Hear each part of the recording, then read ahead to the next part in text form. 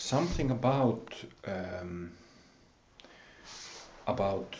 receiving transmission is that you can kind of receive it just a little or more, or try to receive it, like I often say, without even a drop spilling out. And so if you do the last one, then you will be very quickly tired, but in a good way, because the reason why the tiredness comes is because your capacity goes in full, and samsaric beings having a limited capacity. That's why you get tired. So in my case, the limitation is the physical body, not the mind anymore, but the physical body. But what I'm trying to say is that, well, it really isn't my style to hold back. So that's why in my own tantric practice, guru yoga practice, I've always been like, I'll absorb it all. Or at least try to. Even if I know that I have 5 days of retreat ahead, and I know that I will be tired the next morning, that's just the way I've done it. Maybe not the smartest way, but that's just the way I've done it. So yeah, I just wanted to mention that well, perhaps I'll just leave it there and continue later. Let's now go into practice. I'm not gonna say rainbow body yoga because it was a disaster yesterday, but let's see.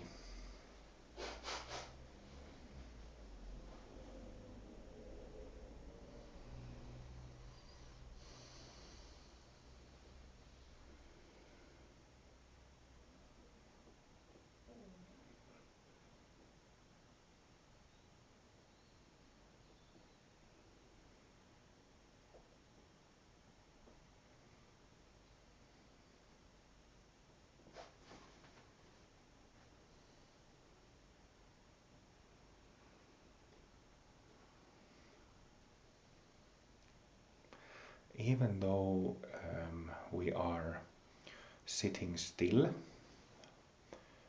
without big movements, I'm just giving a reminder of our body-mind being organic whole, is that don't sit like a rock.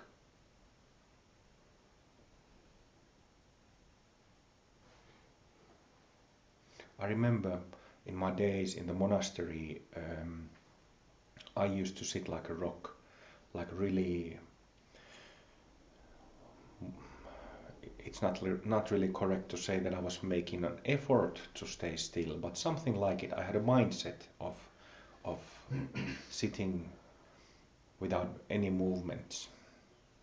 But then at some point, when I've been sitting there for I don't know how many hundred or 1,000 hours, I started looking those who had been practicing for 20, 30 years, living in the center for that long.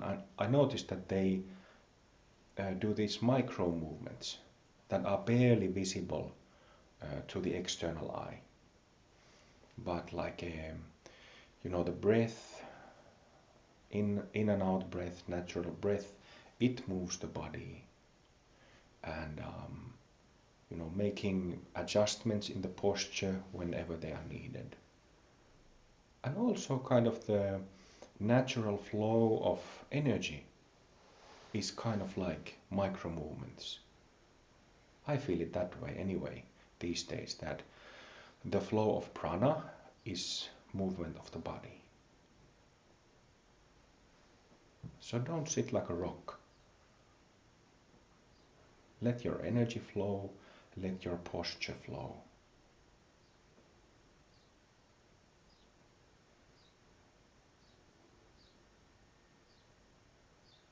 Be natural.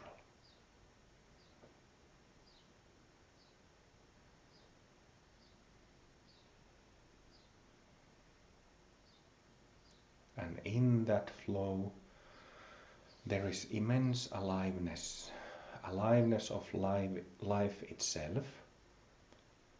Life here expressed through our bodies and minds, which is full of bristling life, bristling aliveness. Our body minds are like rainforest aliveness. And when we advance in purification, advance in our practice, removing ignorance, we become more like rainforest-like, forest-like, nature-like.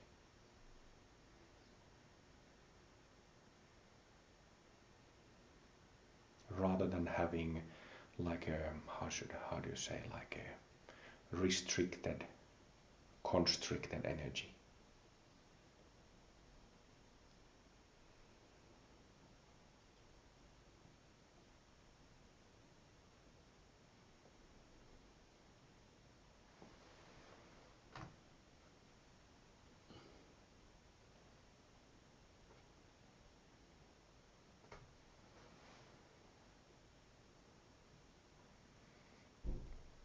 Free flow of energy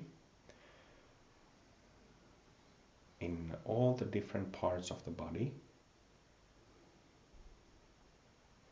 and the subtle body.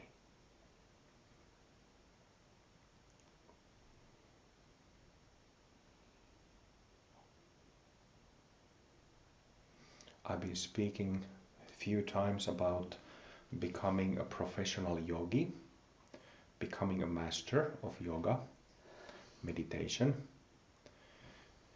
and learning to distinguish what is physical energy and what is non-physical energy.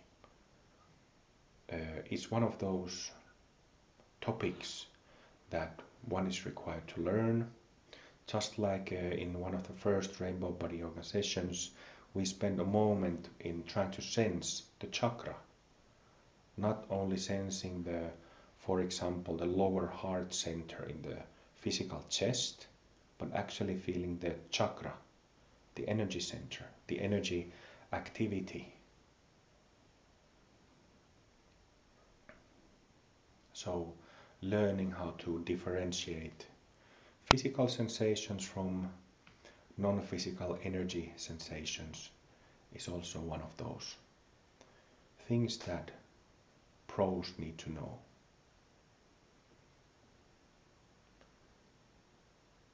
Or should learn over time.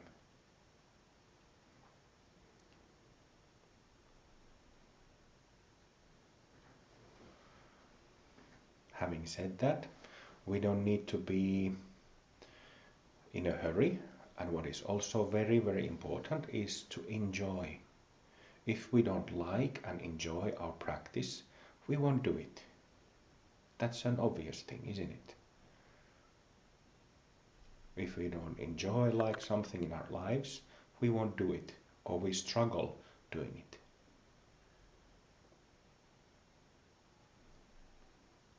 There is a saying like, how does it go? Follow your bliss, follow your peace, a saying like that. Follow your bliss to make you happy. It's true.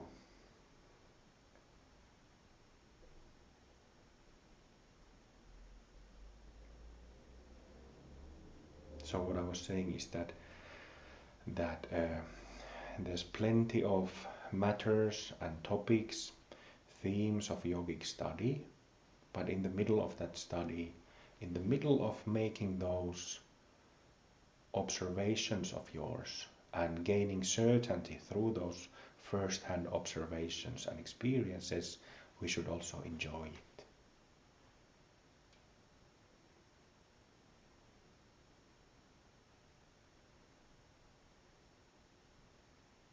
Enjoy the natural flow of our body energy, subtle energy. Enjoy the natural bliss of being alive.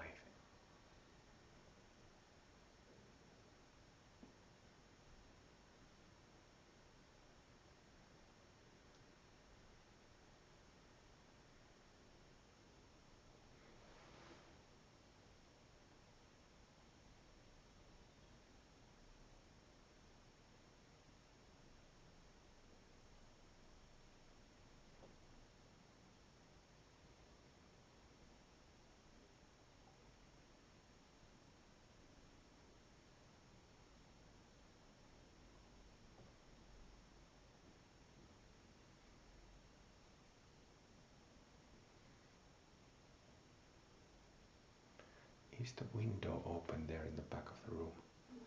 Can you please put it a little bit?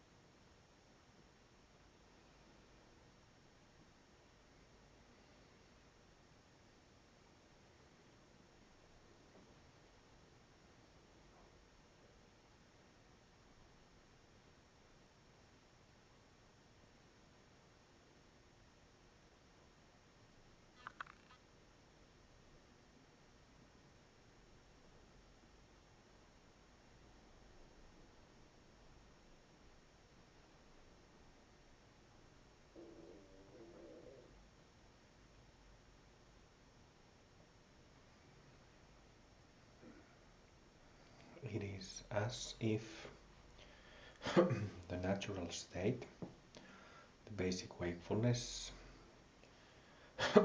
it's not noisy, it's not chaotic or erratic, but it's kind of like it has music with it.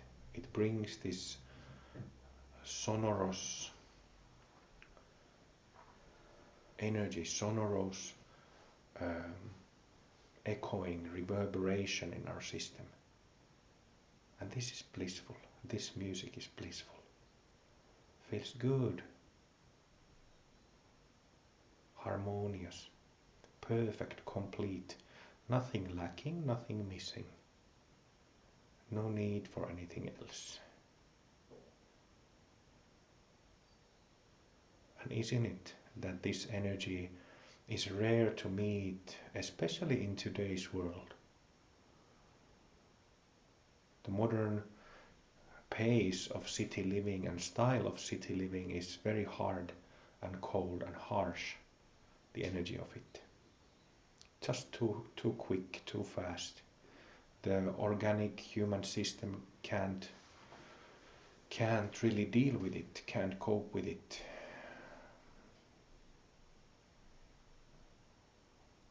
But I remember in my childhood, I grew up in the 80s and 90s. Even in samsara, there was kind of blissful and peaceful, more bliss and peace, which nowadays is very rare to see in people.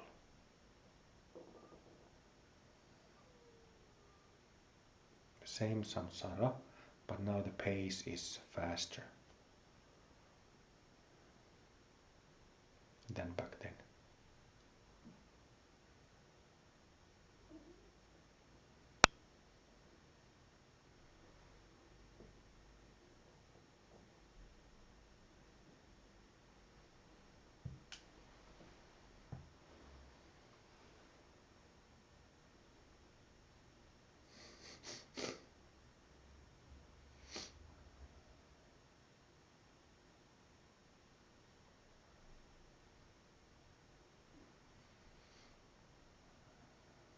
So when we do our purification practice, be it sutra or tantra, it automatically brings out this sober, soft, loving energy, because that's the energy of the basic state.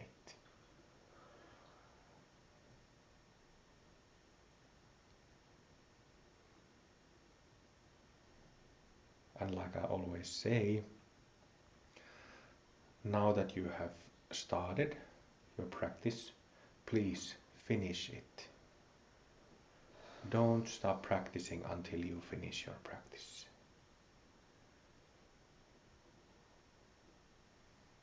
This is what we need to do. That's the responsibility we take when we take the Bodhisattva vow. It is hard sometimes, but it's not like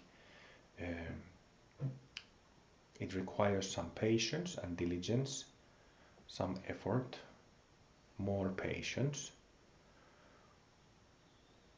but it is perfectly doable. Countless men and women in the past have finished their practice, have cleaned their mind entirely.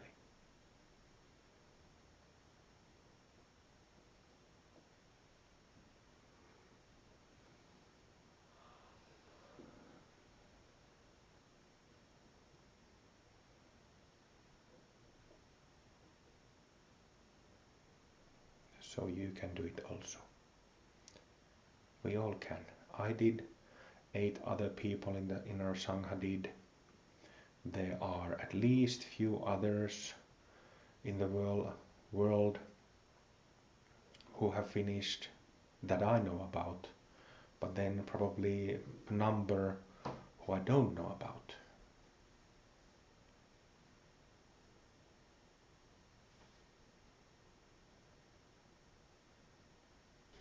So it is possible.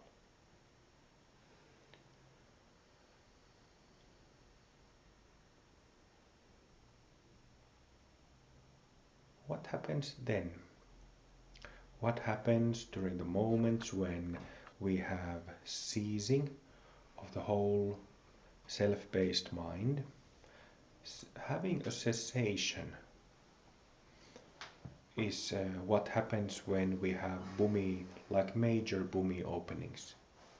As you know, when we have a bhumi opening or a bhumi perfection, it's kind of like being it's kind of like floating in weightless space, timeless space for a duration of time. It's kind of like that.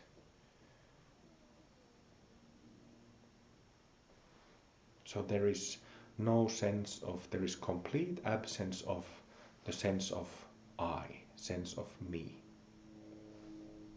Complete absence of it. And this is called cessation, the mind ceasing for a moment. These are bhumi openings, bhumi events, to put it shortly.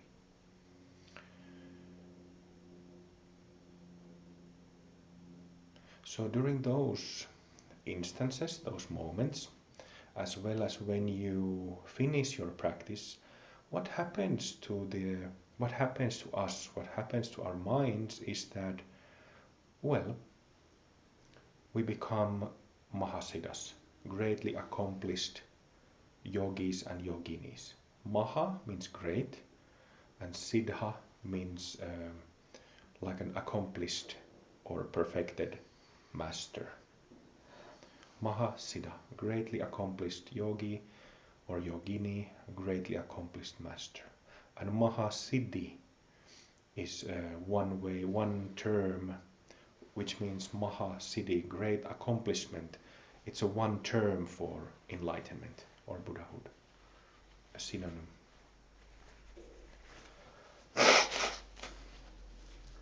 So what happens is that, we have the two modes, selfless and self-based.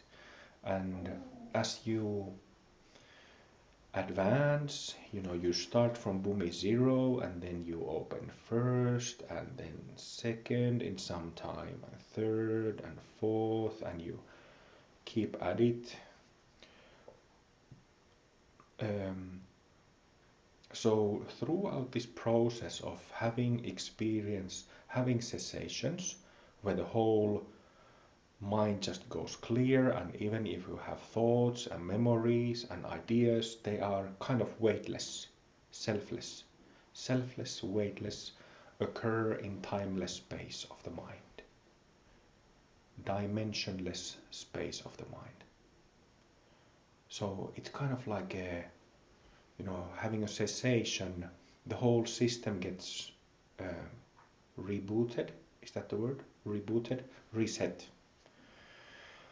And during those moments, we radiate this subtlest pure prana, subtlest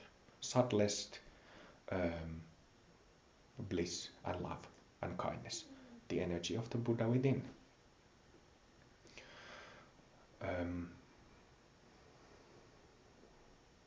And then when what I was saying is that, throughout the purification process, you also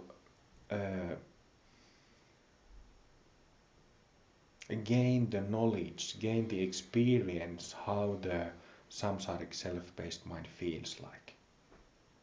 The farther you go in your purification process, the more you kind of taste and feel and sense how off it is. Right? And of course, I've seen it many times, even with the two-part formula, when people have been doing guidances, is that they might be completely shocked and startled when they first learn the technique and apply it, because it's a surprise how bad the sense of self feels. The energy of it is so dirty and so awful that some are shocked. Yeah. But that's just how it is. Samsaric, dirty, selfish energy. So what happens when we get rid of that completely? Get rid of the whole selfing mechanism, all of it, in gross, subtle, very subtle and subtlemost forms and shapes, no sense of me. So you live in that selfless, timeless, dimensionless mind. Yet you can think, you can feel, react, be creative, have ideas.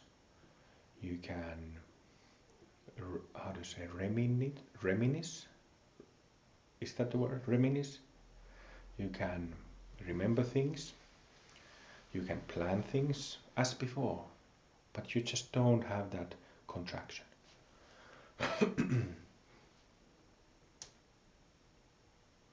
So what does this mean, like in terms of energy body? The energy flows and keeps flowing.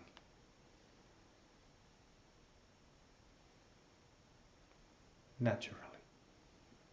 No disturbances, no internal obstructions. Natural free flow. Just like it should be. And it's kind of like it's just pure. It's just we have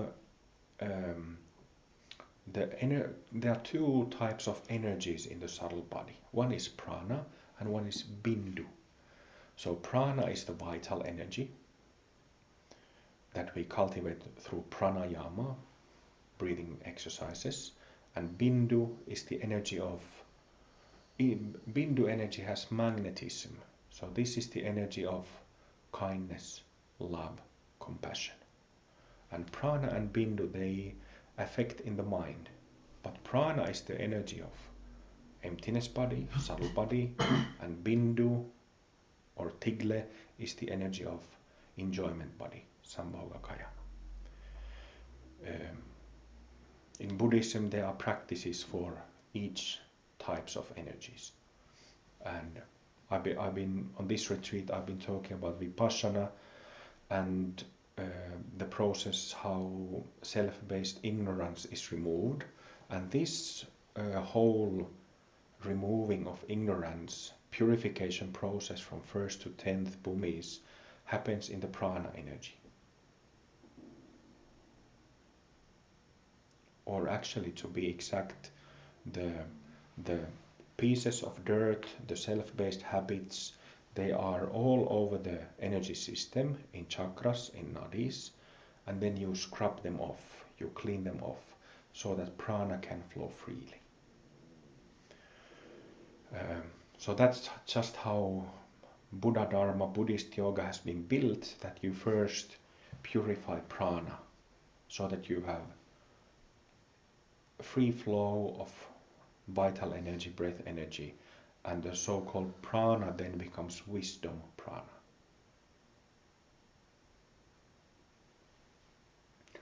And then there's also a lot of practices for bindu energy, tigla energy.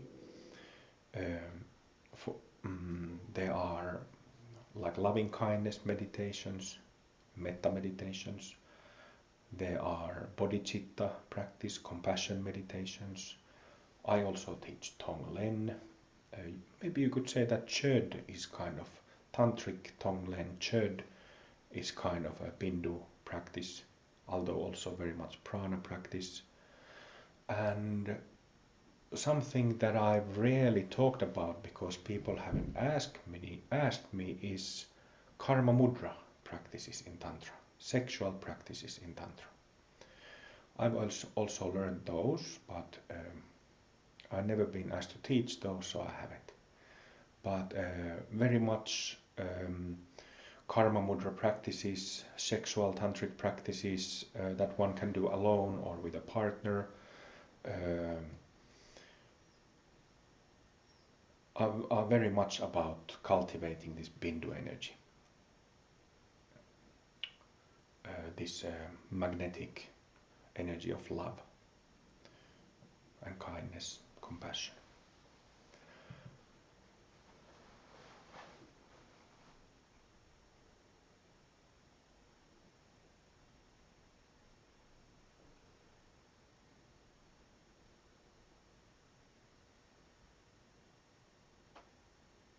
So if we think about it, I gave a brief description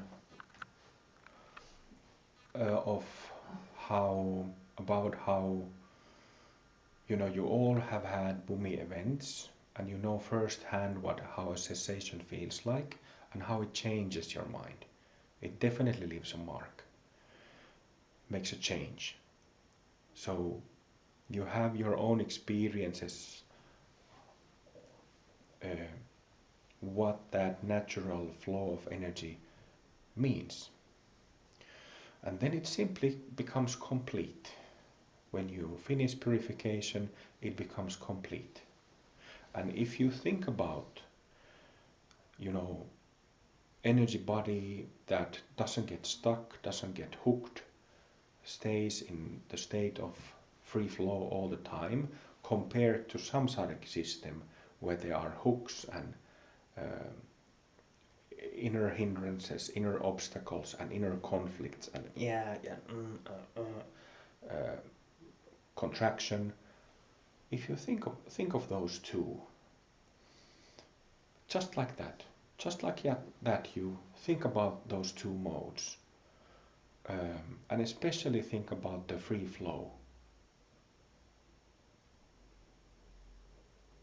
What I'm trying to say is that, first of all, it's available because we have Buddha nature, but it's not that special. There are simply no hindrances and obstructions. But in a sense, it's nothing special. It's just pure and clear. And that's it.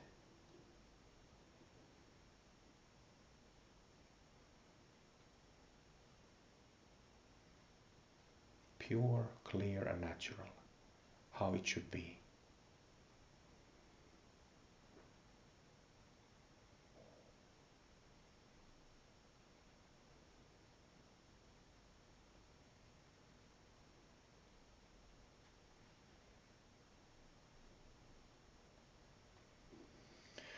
I've been talking about bodhisattva practices and bodhisattva vows on this retreat also.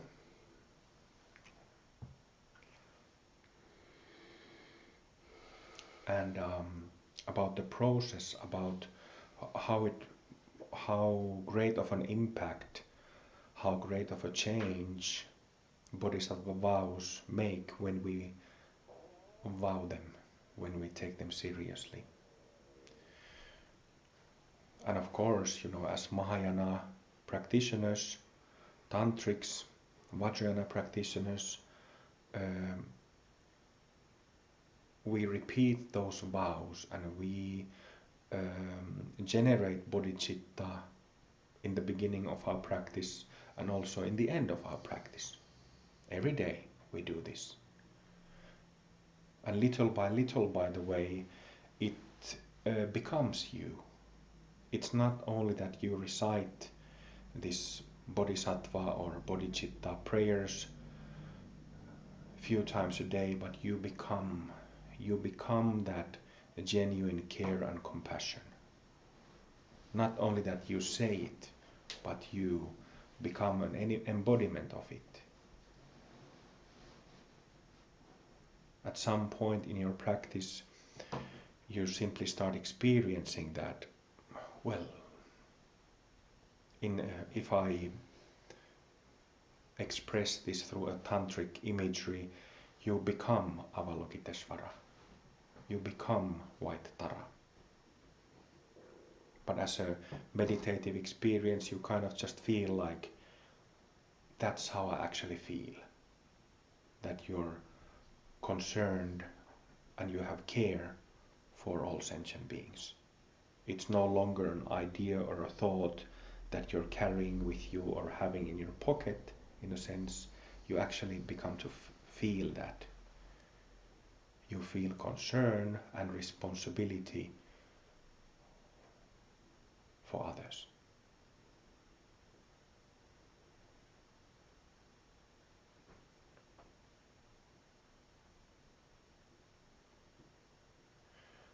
And there is also in our basic prayers, there is dedication of merit. May all beings, how does it go? May all beings receive my accumulated merit. So, may all beings receive what I have accumulated, generated, what I am accumulating, generating. May all beings receive. May all beings have taste, their little piece and bit of what I'm generating. That is something else, isn't it? How many, it's just a short prayer of 2 lines, but if you start thinking about it, it is completely revolutionary thing to do.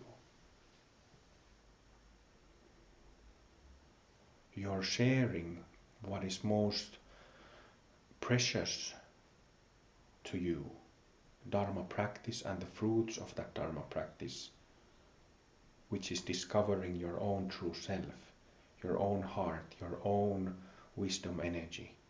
You're sharing that with others.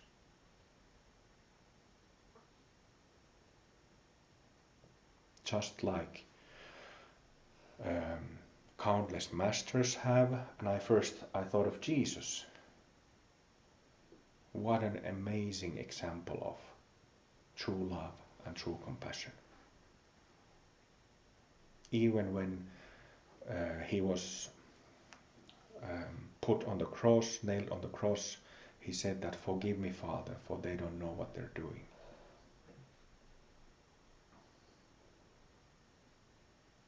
I would probably yell at them, that fucking pricks and assholes. You have no idea what you're doing.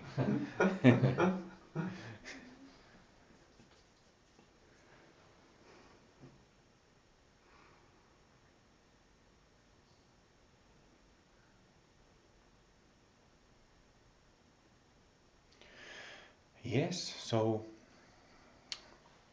when we have practiced rainbow body yoga, and on this retreat, as you remember, first we did, or I asked you to, what was it? I asked you to generate bodhicitta. We relaxed for a moment 2 days ago, and then I asked you to generate bodhicitta in the beginning. And then I gave you some advice, to do it more seriously, put more energy, put more care into it. And you did it again, and it was a completely different experience, right? Remember that? And then we did the same with Guru blessings. And remember that you need to disappear in your daily practice. You need to apply the practices, prayers, breathing practices, vajra bodies, chakra practices, all of these techniques, so that you completely disappear. So that there is cessations happen, that there is absence of selfing and momentarily blooming of this Buddha within. And that's how you need to exercise.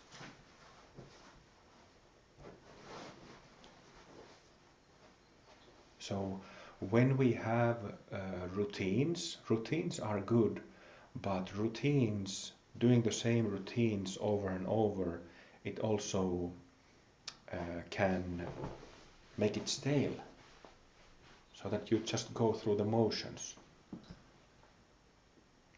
Keep your practice fresh. Coach yourself, teach yourself, guide yourself, the way how I'm guiding you and have guided you. Every day in your home practice, practicing like that. If you are used to listening to recordings from YouTube, like my guidance says, maybe it's a good idea to stop doing it for a while and take care of yourself. Get to the next level, take the next step in your tantric study and rely on your own guidance, rely on what you've learned. It makes sense.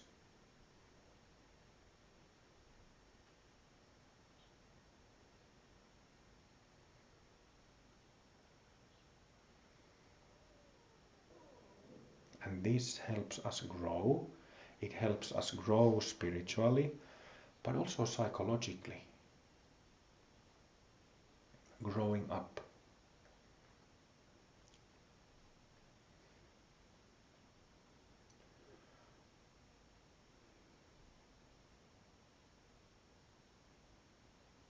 Also the same, like we can chant and read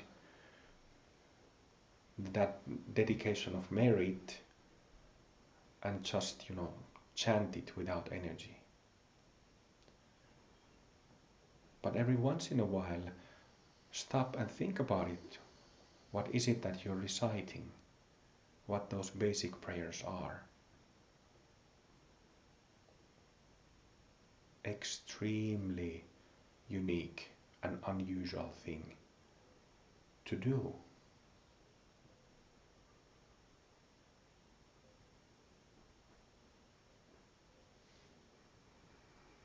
We can think that, each one of us has met the Dharma and have been very fortunate not to only meet like any type of Dharma, but Vajrayana Dharma, and even among Vajrayana Pemako style, which is kind of a revitalization, or like, how to say, refreshed, bringing the many of the basic principles together and making it a concise method of practice.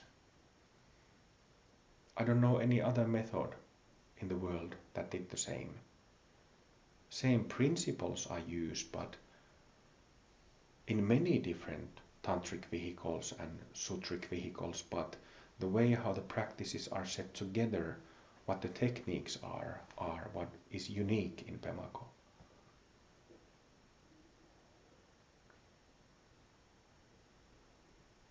So, please keep your practice fresh.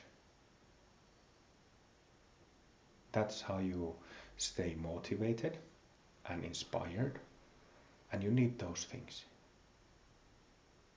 When you're motivated and inspired, it's very healthy. Feels very good. If you force yourself, or you just go through the techniques, the practices, kind of in a way that you're not really making yourself involved, then when you hit a rough patch, a dark night, very difficult to get through it. But if you have that motivation and inspiration, that, like I was speaking about, how important it is to have experiences,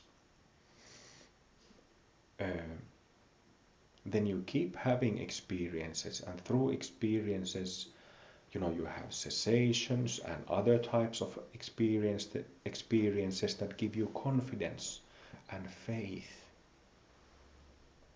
That confidence and faith takes you over the rough waters.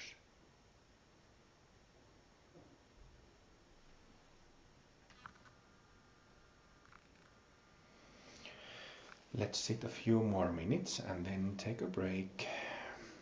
Let's sit for 5 minutes.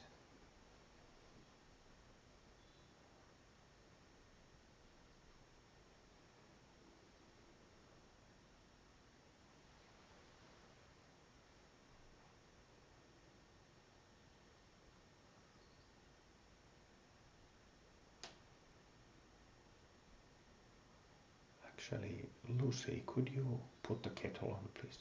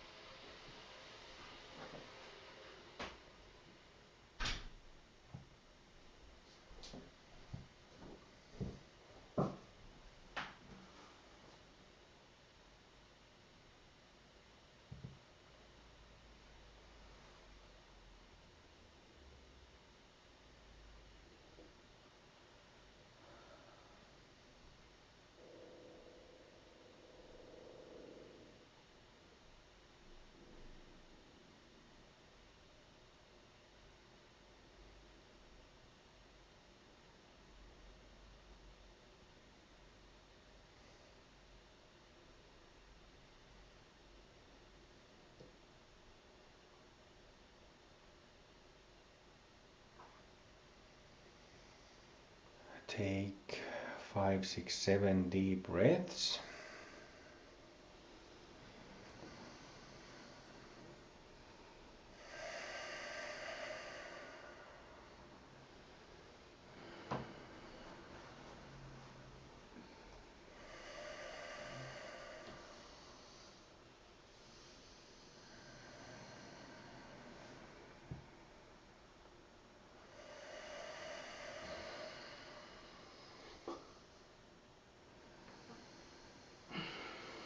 Then stretch. Ah. Ah. Ah. Oh.